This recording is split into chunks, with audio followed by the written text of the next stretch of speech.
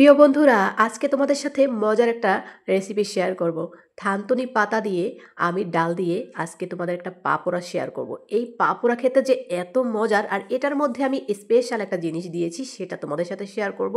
তো সুপ্রিয় দর্শক, আসসালামু আলাইকুম। তো চলো দেরি না করে শুরু করা যাক আজকের রেসিপি। তো প্রথমেই কিন্তু আমি 2-3 ঘন্টা এই ডালগুলোকে ভিজিয়ে তারপরে কিন্তু পেস্ট করে নিয়েছি। আমি এখানে খেসারির ডাল আর মসুরির ডাল মিশিয়ে নিয়েছি, তারপরে কিন্তু ভিজিয়ে রেখেছিলাম। এখন আমি থানতুনি পাতাটা দিয়ে দিচ্ছি। থানতুনি পাতাটা আমি কিন্তু ছোট করে কেটে নিয়েছি, তারপরে ধুয়ে নিয়েছি। তো বন্ধুরা, আমি কিন্তু সব মশলা একসাথে মিক্সড করে রেখেছি এখানে। তো এখানে দিয়ে দিলাম আদা আর রসুন বাটা হাফ চামচ পরিমাণ।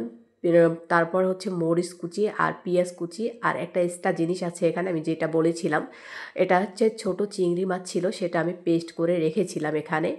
তো সেটাই এখানে দিয়ে দিলাম। এটার জন্যই কিন্তু এই পাপোড়াটা বেশি টেস্ট হয়। এজন্যই আমি বলছিলাম যে স্পেশাল একটা জিনিস দিয়েছি, সেটাই হচ্ছে এই চিংড়ি মাছ বাটা। আর দিয়ে দিলাম হলুদের গুঁড়া, দেখতেই পাচ্ছ, একটু জিরার গুঁড়া দিয়ে দেব, আর অল্পখানি একটু ধনিয়ার গুঁড়া দিয়ে দেব আমি। তো জিরা ধনিয়ার গুঁড়া আমি এখানে দিয়ে দিচ্ছি, খুব বেশি দেব না, সব কিছু আমি পরিমাণ মতন দিয়ে দিচ্ছি। তো এখন একটু লবণ দিয়ে দেব, লবণ দিতে ভুলে গিয়েছিলাম, যাই হোক এখন দিয়ে দিচ্ছি। এখনও সময় শেষ হয়নি, তো লবণটা দিয়ে দিলাম। লবণটা অবশ্যই পরিমাণ মতন দিতে হবে। তো তারপরে এখানে আমি দিয়ে দিচ্ছি হচ্ছে গিয়ে একটুখানি আটা। তোমরা চাইলে এখানে বেসনও দিতে পারো, কিন্তু আমি এখানে আটা ছিল, আটা দিয়ে দিয়েছি। আমার হাতের কাছে যেটাই থাকে ঠিক সেটাই আমি এখানে দিয়ে দিই। আর কি, বাসায় সবাই বড়া খেতে খুব পছন্দ করে বা পাপোড়া খেতে খুব পছন্দ করে। আমি কিন্তু একটা বড় মিক্সিং বোলে নিয়ে নিচ্ছি, কারণ ছোট বলে মাখতে সমস্যা হবে, যার কারণে আমি বড় একটা বোলে এটাকে শীট করে নিলাম। যাই হোক, এখন আমি জামার হাতাটা একটু উঠিয়ে নিচ্ছি, এটা খুব ডিস্টার্ব করছে কাজ করতে। তো যাই হোক, এখন খুব ভালোভাবে মেখে নিচ্ছি। এই মাখার সময় যদি মনে হয় তোমাদের কাছে এটা শক্ত শক্ত, তাহলে অল্প একটু পানি মিক্সড করতে পারো। তো আমার এখানে সেরকম পানি লাগেনি, তো আমি এখন পানি দেইনি, তোমাদের ক্যামেরাটা ঘুরিয়ে দেখালাম। কালারটা কিন্তু এখনই অনেক সুন্দর লাগছে। তো চলো এখন ভেজে নেওয়া যাক। আমি কিন্তু এখন পেনে তেল দিয়ে দেব। তো আমি সবসময় এরকম বড় বোতল থেকেই তেল দেই। অনেকেই আমাকে প্রশ্ন করতে পারে যে এত বড় বোতল থেকে তেল দিচ্ছেন কেন? আমারও এটা অভ্যাস হয়ে গেছে, ছোট বোতল থেকে দেই যখন রান্না করি। যাই হোক, তেলটা একটু গরম হয়ে গেলে আমি এখন পাপোড়াগুলো দিয়ে দেব।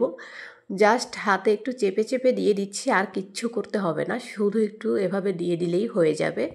এই পাপোড়া ভাজা কিন্তু অনেক সহজ আর খেতে অসম্ভব মজার। যারা পাপোড়া খেতে পছন্দ করে, ঝটপট এই পাপোড়াটি একবার হলেও বানিয়ে খাবেন। অবশ্যই বলবো যে এটা খেয়ে আপনারা প্রশংসা করতে বাধ্য হবেন। আসলে এটার টেস্টটা কিন্তু একেবারেই ভিন্ন।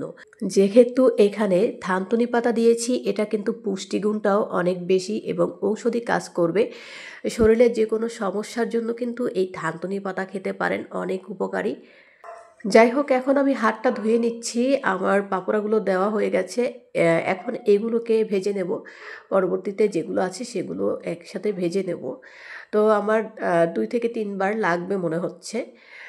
তো যাই হোক, এগুলোকে এখন একটু ভেজে নিচ্ছি। দেখো তোমাদেরকে কালারটা দেখাই, জাস্ট কত সুন্দর কালারটা এসেছে।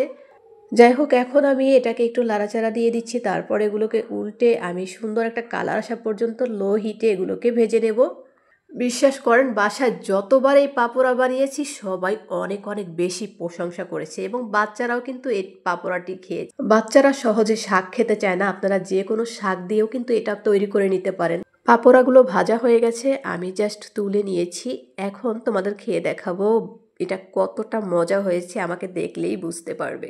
তোমাদেরকে বলবো শুধু একবার ট্রাই করে দেখো, সবাই এর প্রেমে পড়ে যাবে, জাস্ট ফিদা হয়ে যাবে। যাদের ভিডিওটি ভালো লেগেছে অবশ্যই পেজটি ফলো দিয়ে রেখো। এরকম ভিডিও আরও কে কে দেখতে চাও অবশ্যই কমেন্ট করে জানাবে। আজকের মতন আমি এখানেই বিদায় নিচ্ছি, দেখা হবে নেক্সট ভিডিওতে। ততক্ষণ পর্যন্ত সবাই ভালো থেকো, সুস্থ থেকো। আল্লাহ হাফেজ, আসসালামু আলাইকুম।